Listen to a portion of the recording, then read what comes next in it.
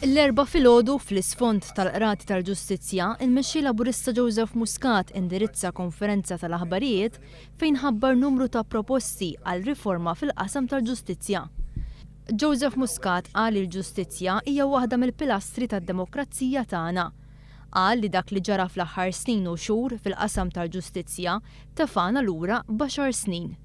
Għaldaqstant qal il-mexxej Laburista, gvern ġdid se jidħol b'determinazzjoni għal riforma bżonn juża fil-qasam tal-ġustizzja u ħabbar numru ta' proposti għal tibdil għall-aħjar.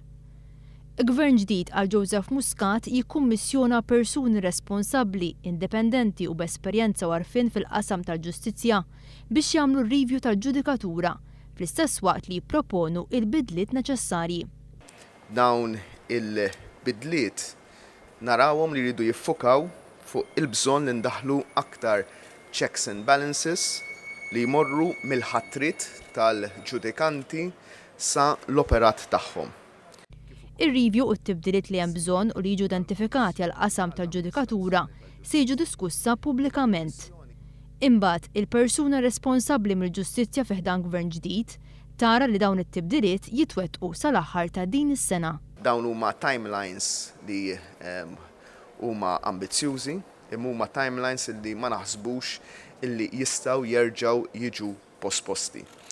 Ma jistax ikun li f'dan il-pajjiż naħdmu b'sitwazzjoni fejn ikun hemm ħafna kliem meta jinqala xi każ u f'dawn l-aħħar 10 snin inqalgħu żewġ każijiet gravissimi fil-qasam tal-ġustizzja. Iżda mbagħad wieħed jorqod fuq dan l-affarijiet kollha sakemm ma jerġa' jinqala każ ieħor.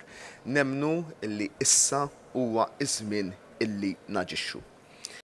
Joseph Muscat ħabbar ukoll li gvern ġdid isaħħaħ il-funzjoni u l-poteri tal-Kummissjoni għall-Amministrazzjoni tal-Ġustizzja li preżentament il-funzjoni tagħha hija dik biss li tagħti twissijiet jew tagħti pariri għal impeachments.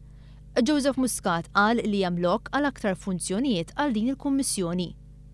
Ma dawn tiddaħħal sistema ta' teknoloġija tal-informatika għal skedar aħjar u ċertezza fejn jidħlu seduti tal-qorti biex il-pubbliku ikun informat aħjar dwar l-operat ta' kuljum tal-qorti għaliex il-pubbliku huwa il-klijent ewlieni tas-sistema tal-ġudikatura għal Joseph Muscat. Qed innimraw matul din il-leġislatura nindaħlu sistema ta' emails u SMSs li permezz tiegħu il-pubbliku jkun informat minn qabel u jevita telfin ta' ħin prezzjuż u anke ħafna ħaddiema li jkollhom jieħdu nofstanari jew ġranet talif minħabba seduti tal-qorti li jew ma jimmaterjalizzawx jew inkella għal ħaġa oħra jkunu telf ta' ħin biex dan il-punt innaqsuh għal minimu possibbli.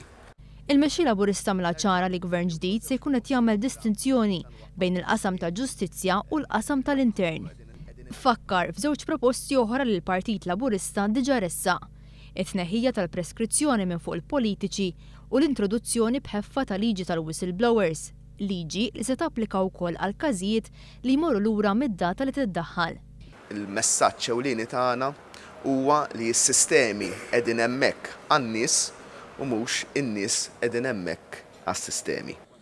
Fit-tmiem il-konferenza tal-aħbarijiet il-mexxej Laburista Joseph Muscat mexa sa Pjazza San George fejn hemmhekk għamel żjara qasira fl-asta tal-Pulizija tal-Belt.